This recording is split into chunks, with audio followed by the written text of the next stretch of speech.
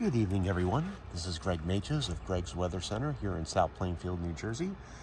And this is for Sunday, April 23rd, 2023. The time is 7:14 p.m. Eastern Daylight Time.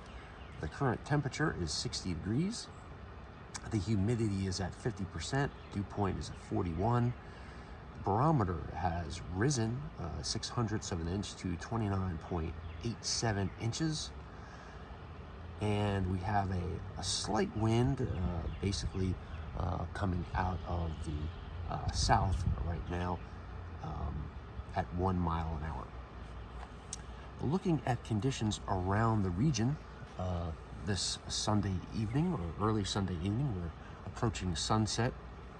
The temperature again here at GWC Central is 60 degrees.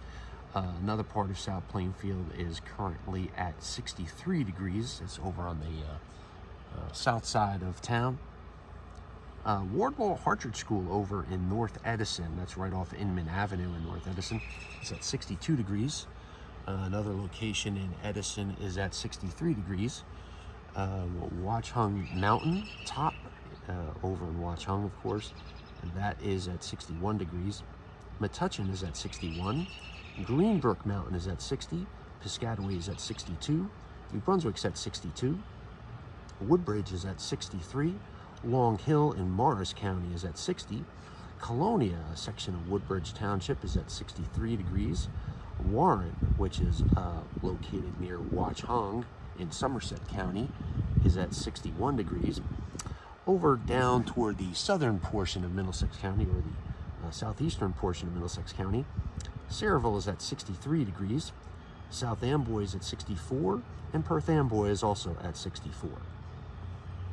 Now, as you notice, the temperatures over by Sayreville, Perth Amboy, and South Amboy, that's over by the water, has warmed up significantly, and the temperatures are very close in reasonable proximity to one another throughout the region right now, ranging from about 60 to 64 degrees.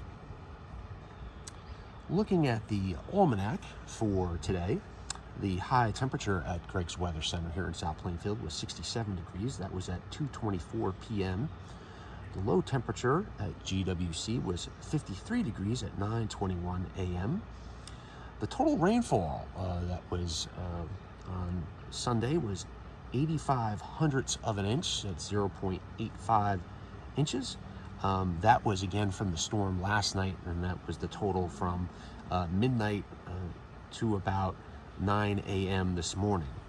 The total rainfall from yesterday's storms was 1.45 inches, and we have an article up in the blog on that storm. You can check it out at hurricaneville.com/blog. The duration of the storm was about 13 hours. It started roughly at about 8 o'clock last night. It ended roughly about 9 o'clock this morning. And the maximum wind gust today was 9 miles per hour.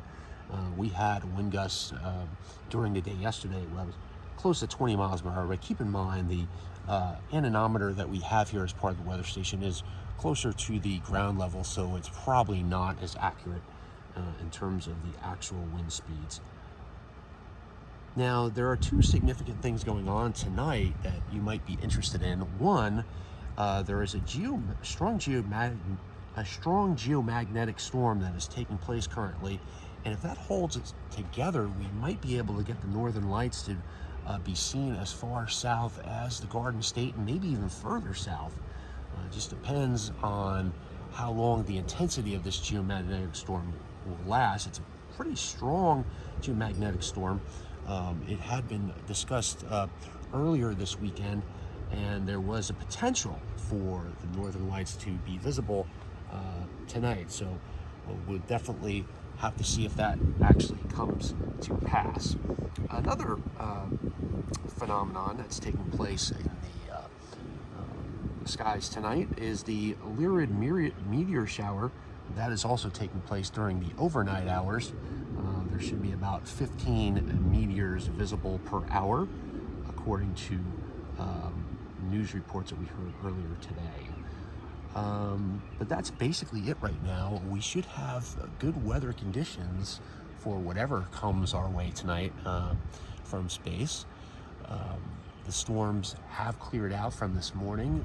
We have a nice little time lapse on our YouTube page at youtube.com/GWC Hurricaneville, where you can see the time lapse from today, and you can see the what was left of the clouds moving out this afternoon. But that's it for now. We should have an update again on the latest with the weather sometime tomorrow. Thank you very much. Have a good night. This is Greg Machos of Greg's Weather Center reporting. Take care.